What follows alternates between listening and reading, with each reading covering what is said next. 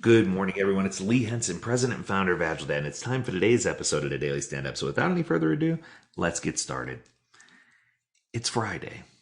I hope you had an amazing week. I hope things went your way. I hope you had a chance to personally engage your teams and had an opportunity to grow. Today is time for our Agile, Not So Agile episode, and today I wanted to talk to you about resolving conflict. Now, the truth is, we all encounter conflict in our lives, right? Whether it's at home or at work with our loved ones. And how we handle that conflict can directly impact our personal happiness as well as the well being of others. So, I wanted to start with a little story about something that recently happened that I had the ability to observe and be part of. I had a very close friend who she lost a loved one to COVID. She was struggling with relationships at home with her husband and her kids. And she was having real bad problems at work. Her work was laying people off, because of lost revenue. And she knew that she had a long-standing stable job. Everything was going away. Things were right. And then all of a sudden, nothing was right. Everything was wrong. And all she could do was become a bucket of tears. She crumbled. And she blamed herself. She said, "This is my fault." But in actuality, none of it was her fault. But she didn't know the proper channels to help her resolve the conflict. The truth is, every single person in the world around you, even the happiest person, has either battled conflict or has conflict currently in their lives. It happens, right? And it's not about whether or not we have conflict, but it's how we deal with the conflict that makes us a stronger person. Are we allowing it to form us and help us grow? And I would argue that for this young lady that I'm talking about, the best thing that I could do was just to be there for her, to listen to her, and to help her identify where those conflicts were and identify solutions. So I want to share one more quick story because this one's a little more close to me and near and dear to my heart. I remember that there was a time where where a child, I won't say which, was going through some struggles with bullying. And I'll say it was one of my daughters. She was really upset. And I remember she went up to her room, ran up to her room, threw there in her book bag crying, saying she hated life and she didn't want to be here, and that she was just really upset. And I remember going up to her room, mustering the courage to go up to her room and knock on the door and say, "Hey, can I come in?" And she said no, which of course meant, "Yes, sure, Dad, come in." And I went into her room, and I remember she had a blanket over her head, and she was crying, hard crying. And my heart was breaking for her. I didn't know what to do because if I go and make a big deal out of this and make a fuss to school, it could embarrass her and cause her relationships with friends to be hindered. If I did nothing, would the bully continue? Would she know how to handle these things? It put me in a place where I felt helpless. And that's a very hard place to get me in. But I did see one light, one path that I could take. And it was her ankle.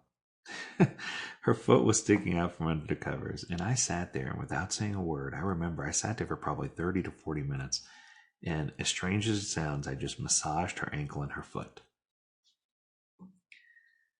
I just wanted her to know that no matter what happened in her life, that I'd be there for her, and that I wouldn't let go.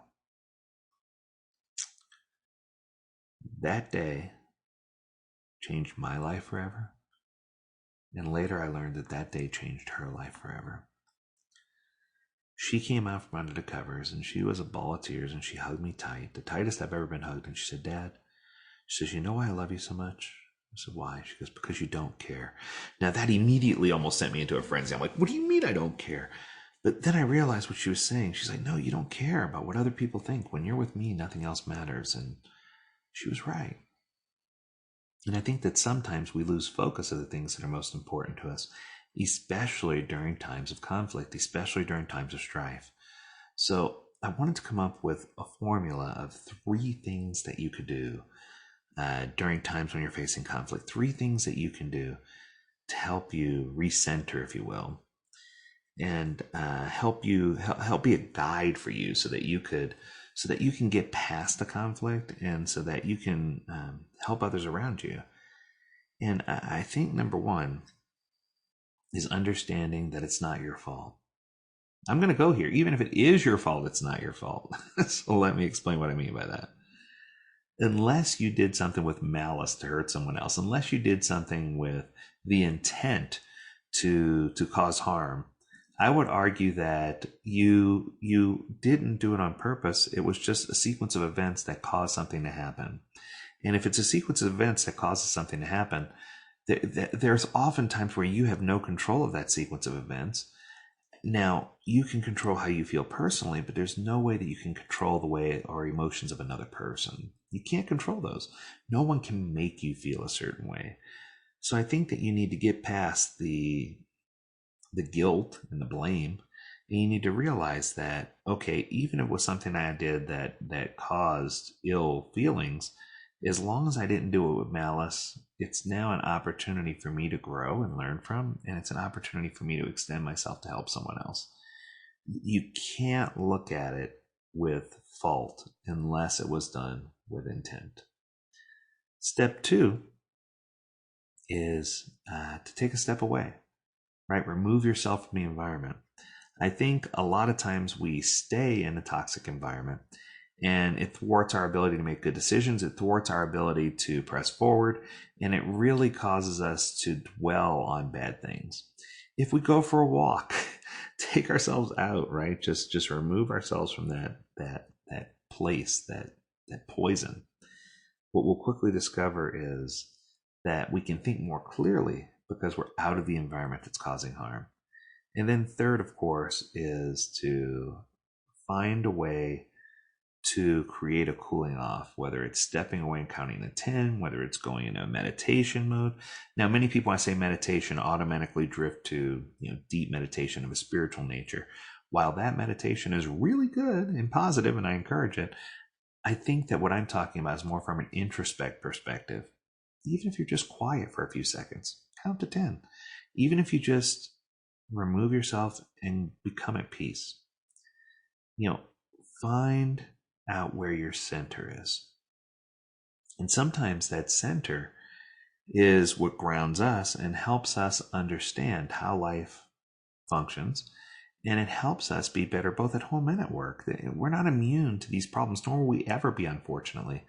But I think that if we look at conflict as an opportunity for growth, if we find our moral and spiritual center, and if we stop judging, it doesn't matter what walk of life you come from. It doesn't matter your religion. It doesn't matter who you love. It doesn't matter where you're from. It doesn't matter if you're tall, short, skinny, fat, male or female, or non-binary. It doesn't matter who you are, right?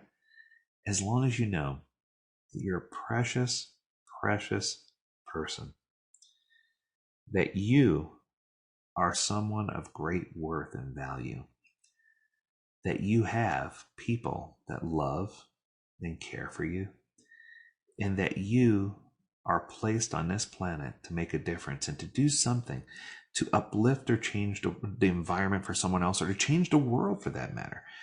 You were placed here to do something very special.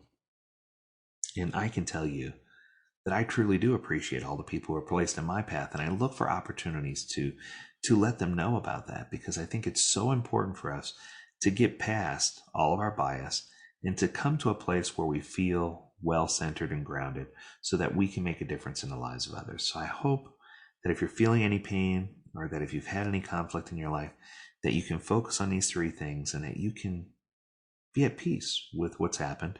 And then you can look for opportunities to correct or grow, or to learn from the conflict that occurred in your life. And I promise you, if you do these things, that it's going to help you to really, as a person, see things through a different lens and be an impact of change. Be someone who focuses on change and be a light for change, something that's positive. I hope you had an amazing week. I hope you have an even more amazing weekend. And I encourage you to tune in next week to the Agile Dad Podcast. We got lots of cool things going on. We even have some special guests coming up soon, so stay tuned.